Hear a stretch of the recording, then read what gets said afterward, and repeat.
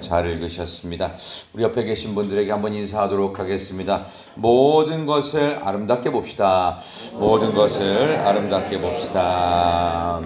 참으로 귀한 날, 우리 봄날의 분위기가 계속 날씨 속에서 이어지면서 하나님이 여러분을 주시는 우리 사순절의 기간, 우리 부활절을 향해 가는 은혜가 있기를 소망합니다. 주신 말씀을 가지고 모든 자극이 좋게 보이는 은혜, 모든 자극이 좋게 보이는 은혜라는 제목으로 말씀을 전하겠습니다. 어떤 분이 이스라엘로 여행을 떠나게 되었다고 합니다. 이스라엘은 또 성지이기 때문에 또 그런 성지 순례도 잠깐 경험하면서 부부가 여행을 떠났다고 그래요.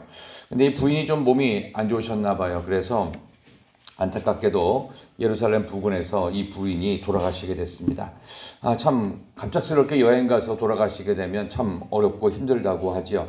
그래서 이제 하는 수 없이 이제 이스라엘에 있는 장의사를 막 급히 수소문해 가지고 얘기했더니 여기 예루살렘 근처에서 장례를 치르게 되면 한 2,000달러면 될 것 같고, 만약 그 고인을 다시 본국인 한국으로 송환을 해가지고 거기서 이제 장례를 치르게 되면 약 $10,000 이상 수송비만, 운송비만 그렇게 들 것 같다. 뭐 그런 얘기를 했다고 그래요. 그러니까 이제 이분이 이제 고민하고 생각을 한 거예요. 어떻게 하면 좋을까? 아마 교회 다녔던 분인 것 같은데 장의사한테 와가지고 몰래 묻더라는 거예요. 의사 선생님, 여기 예루살렘에 있으면 혹시 살아날지도 모른다는 소문이 들리던데 그냥 여기서 장례 치르면 안 되겠냐고. 뭐 그런 얘기가 있다는 그 얘기가 들었습니다. 뭐 어쨌든 뭐 우스갯소리긴 하지만 그 예루살렘에 있는 것 자체가 이스라엘 사람들에게는 부활의 상징이었고 또 실제로 부활이 이루어졌습니다. 오늘 이 내용을 보면 두려움에 떨고 있는, 부활의 소식을 듣고도 두려움에 떨고 있는 마리아의 모습이 11절부터 나와서 18절까지 나옵니다. 근데 이 막달라 마리아에게 주님께서 나타나시는 장면이 있어요. 그걸 통해서 주님께서 이제는 제자들에게도 나타나셔서 또 그들에게 부활의 자신의 모습을 보이시고 그들을 두려움 속에서 건져내시는 이제 그런 내용이 오늘 내용입니다. 그래서 이제 부활의 고백 같은 그 내용이 오늘 성경에 나오는데 18절 한번 보시겠어요? 18절 잠깐 보겠습니다. 자, 막달라 마리아가 나오죠. 자, 막달라 마리아가 이제 부활의 증인으로서 부활 신앙의 아주 중요한 두 가지 고백을 합니다. 한번 같이 읽을까요? 시작. 막달라 마리아가 가서 제자들에게 내가 주를 보았다 하고 또 주께서 자기에게 이렇게 말씀하셨다 이르니라. 아멘. 우리가 부활의 증인으로서 부활 신앙의 고백은 딱 두 가지입니다. 하나는 내가 주님을 만났습니다. 만나보았습니다. 그리고 또 하나는 그분이 부활의 모습으로 이렇게 말씀하셨다. 어떻게 보면 모든 전도의 가장 기본이고 예수 믿는 사람 부활의 신앙의 제일 좋은 고백. 내가 부활의 주님을 만나보았습니다. 그리고 부활의 주님은 나한테 이렇게 말씀하셨습니다. 내가 그분을 만났습니다. 그분은 이렇게 말씀하셨습니다. 이거 자체가 가장 강력한 전도입니다. 마리아는 이 이야기를 평생을 하고 다녔을 것입니다. 부활하신 주님께서 나를 빈 무덤에서 만나셔서 죽은 자의 모습이 아닌 살아있는 예수 그리스도로, 살아있는 메시아로 나를 만나주셨고 나는 그분을 만났으며 그분이 나에게 이렇게 말씀을 하셨다라고 하는 이 이야기를 간증처럼 평생을 갖고 갔던 마리아처럼 오늘 부활에 증인된 또 다른 예수님의 제자들의 모습이 오늘 성경에 나오는데 19절을 한번 다시 읽도록 하겠습니다. 이날 곧 시작.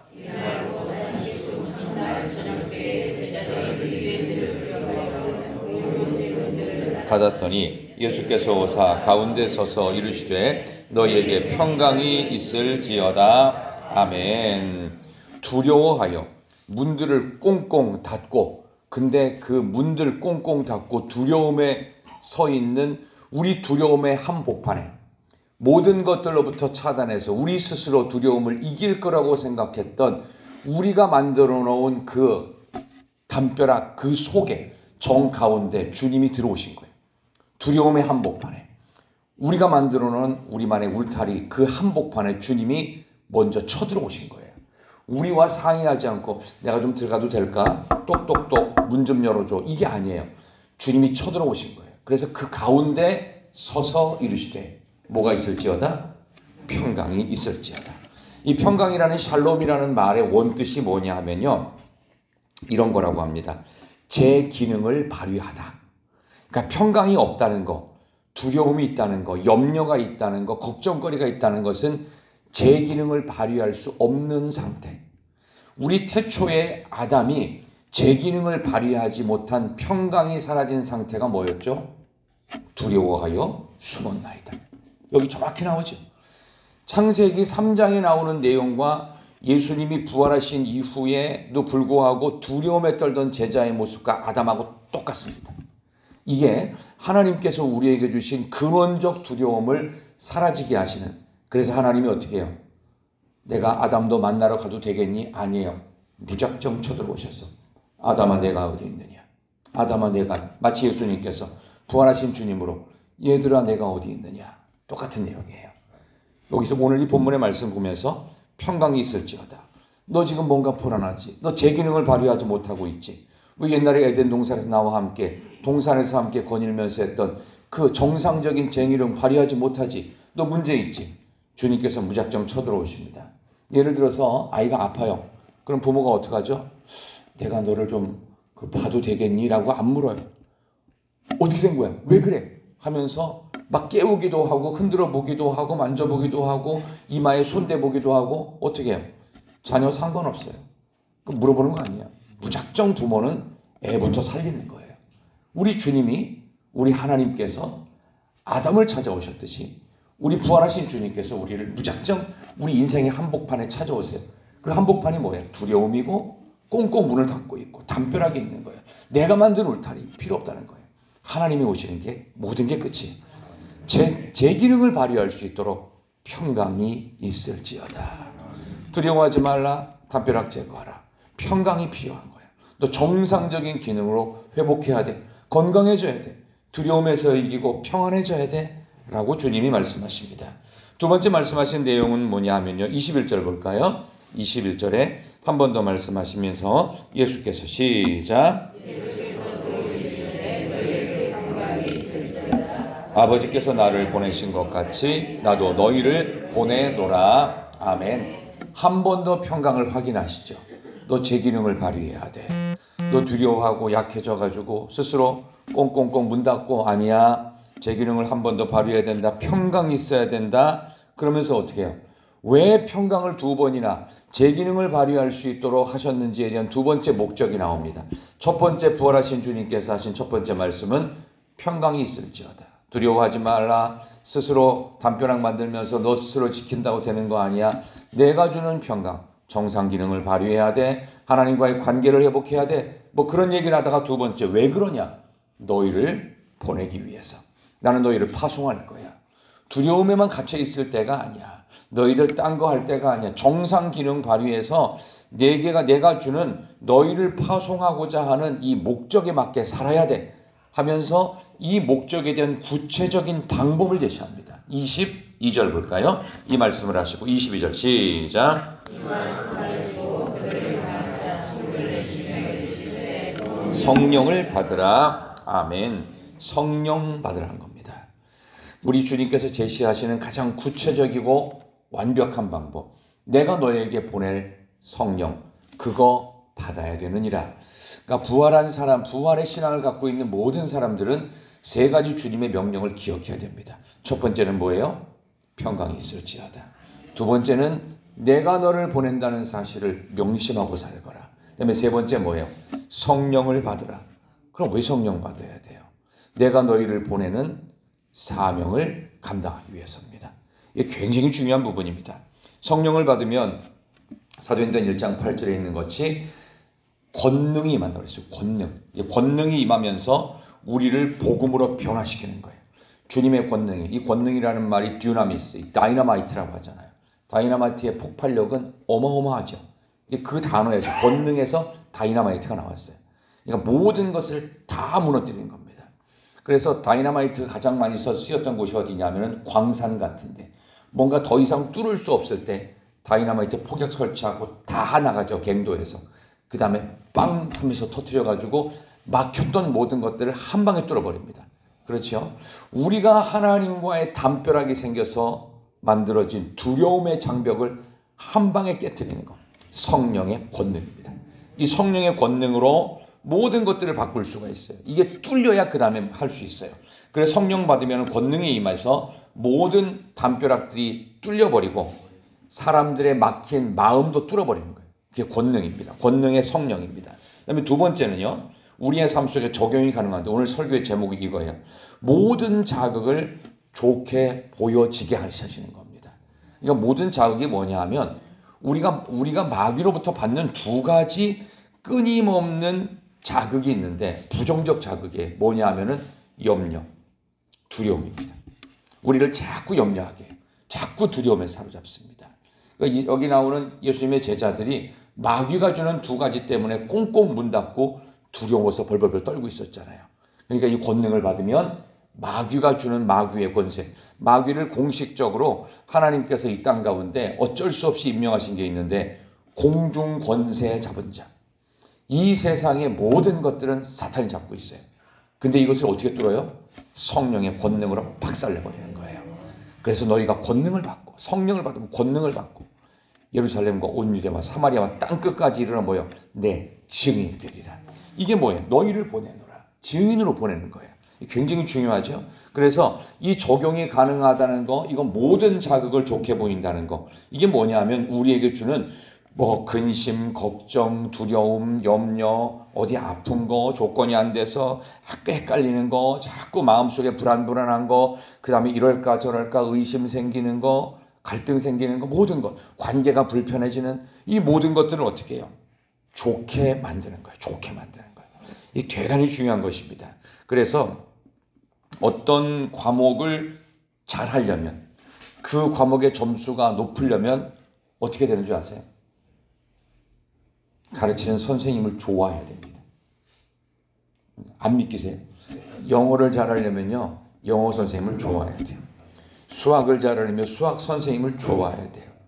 도덕은 그렇게 어렵지 않은 과목이죠. 거의 암기 과목이니까. 도덕 잘하려면 어떻게 해요? 도덕 선생님 좋아해야 됩니다. 그 과목이 죽기보다 싫다. 그럼 선생님이 싫은 거예요. 예를 들면 저는 그런 생각이 들어요. 우리 교회 그 신지휘자님 계시는데 지휘자님을 대원들이 좋아하는 거 아세요? 좋아하면 실력이 늡니다. 목사를 좋아해야 신앙도 좋아집니다. 굉장히 중요한 겁니다.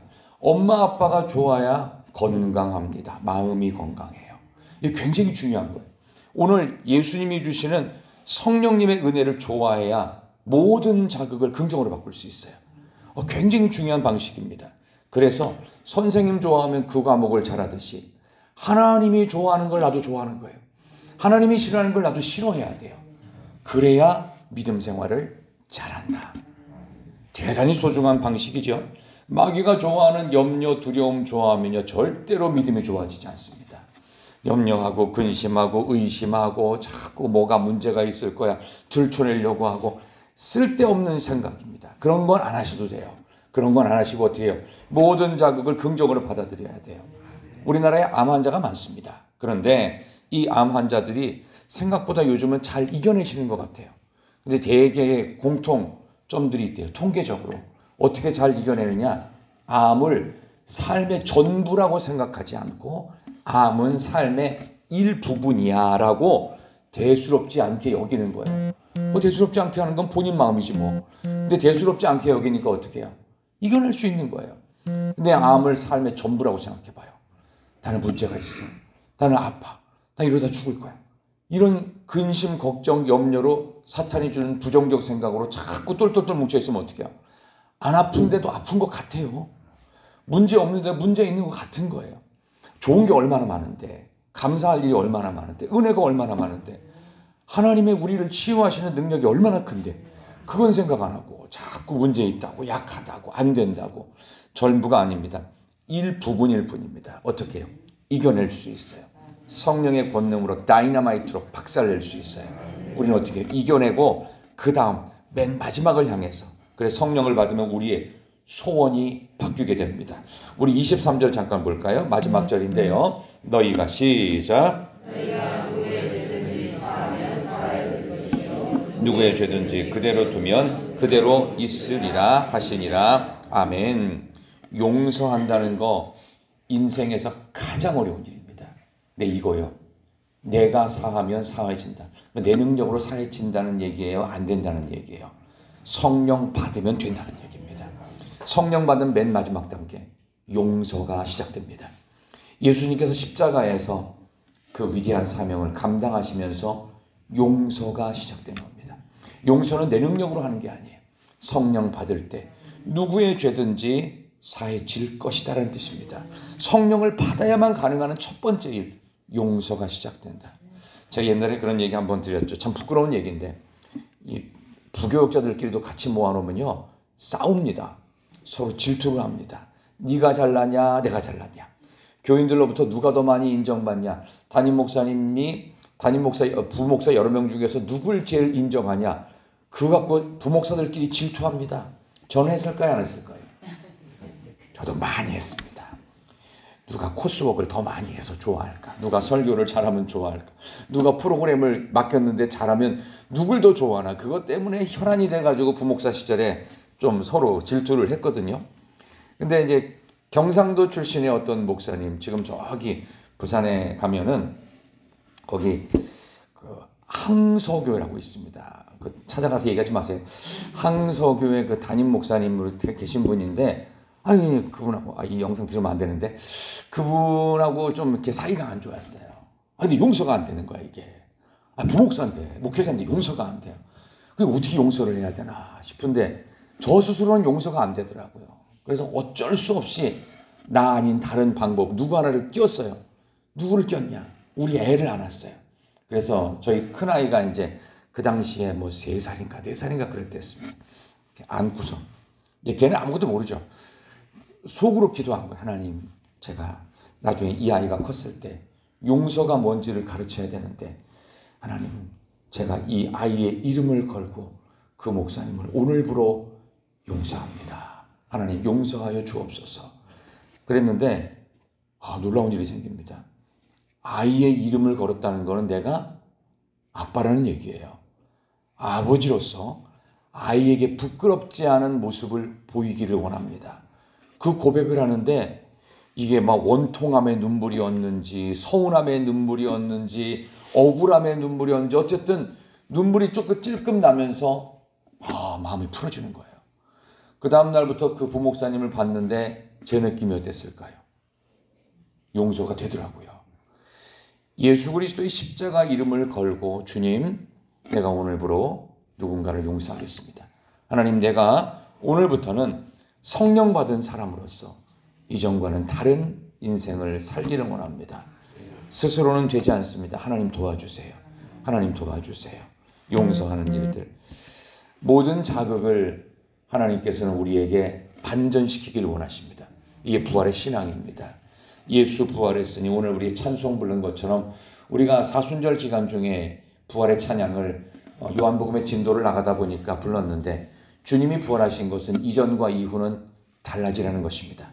내가 그분을 만났다는 것은 그분은 이렇게 말씀하시더라. 주님께서 우리가 가서 주님 전 이 사람 용서 못하고 이건 억울해서 미칠 것 같아요. 이건 제가 도무지 이것만큼은 양보가 안 돼요. 라고 했을 때 주님이 뭐라고 할까요? 그래, 그렇지 뭐 어쩔 수 없지 뭐 그냥 그대로 지내. 라고 주님 말씀하실까요? 아니요. 성령 받으라. 그리고 용서해야 된다. 성령의 힘으로 용서하는 것입니다. 주님이 주시는 능력으로 용서하는 것입니다. 나도 너희를 용서했는데 네가 용서 못한다고? 우리 스스로 물어보십시오. 그러면 누가 용서하려고 했던 거예요? 내가 내 힘으로. 그러니까 어떻게 용서가 웬만하면 안 되는 겁니다. 그러나 성령 받으면 웬만하면 다 됩니다.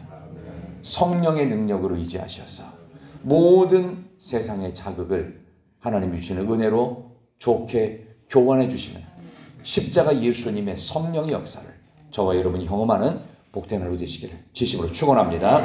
아버지 하나님 감사합니다. 아버지 하나님, 우리는 모든 세상의 자극을 부정적으로 반응하면서 걱정하고 두려워하면서 꽁꽁 문을 닫고 아무것도 하지 않을 것처럼 세상이 바뀌고 모든 것이 괜찮아지면 그 닫힌 문을 스스로 열고 아버지 하나님 그제서야 나오려고 하는 어리석음의 자리에서 평강이 있을지어다. 내가 너희를 보내노라. 성령 받아야 되느니라. 누구의 죄든지 사하면 사하여질 것이라고 오늘 주님이 말씀해 주셨습니다. 이 말씀 붙들고 내 힘과 내 능력으로는 용서도 안 되고 아무것도 할 수 없고 그저 두렵고 걱정만 되고 문 꼭꼭 닫고 아무도 나를 건드리면 안 될 것처럼 생각하지만 주님이 우리에게 주시는 성령이 임재할 때 모든 것이 바뀔 것을 믿습니다. 모든 자극이 좋아 보이는 은혜의 자리로 갈 줄 믿습니다. 이 나라 대한민국 교회가, 이 나라 대한민국의 모든 사람들이, 정치인들, 위정자들이 성령을 받을 때 이 나라를 바꿀 것을 믿습니다. 아버지 하나님, 대한민국을 살려주시옵소서. 우리의 영혼을 하나님 살려주시옵소서. 아버지 하나님, 모든 어려운 문제들도 삶의 일부일 뿐입니다. 가볍게 여기고 성령 받아서 극복하며 세임 얻고 나가도록 도와주시옵소서. 모든 것 감사하며 예수님의 이름으로 기도드리옵나이다. 아멘.